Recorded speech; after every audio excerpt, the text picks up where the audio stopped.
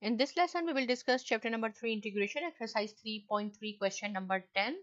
And question we have integral of 1 divided by 1 plus x square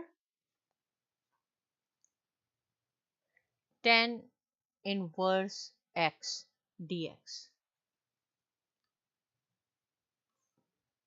Right, first of all, we will rearrange this question. Tan inverse, I can write down first. Why? Because the derivative is there, x square dx. Right here we will suppose t is equal to tan inverse x, and see the derivative is also available, tan inverse 1 divided by 1 plus x square. So here if I say dt by dx, which is equal to 1 divided by 1 plus x square, we will take dx on the other side of the equation, so it will be 1 divided by 1 plus x square dx.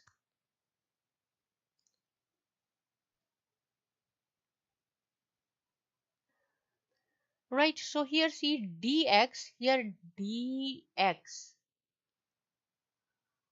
divided by 1 plus x square. Dx divided by 1 plus x square is equal to dt. So instead of this, we can put dt in the numerator, dt, and tan inverse x, we have suppose this is t, so divided by t. Now see, it does not have any power, so it is so simple because the function is here, derivative of the function is 1, which is there, so we will write down natural log of t plus c. So simple, but we will not conclude here. T, the value of t is tan inverse x, we can write down tan inverse x, write down, put the value of tan here plus c. This is your answer. So simple. Right, if still any point is not clear, please ask me. Subscribe to my channel, and thanks for watching.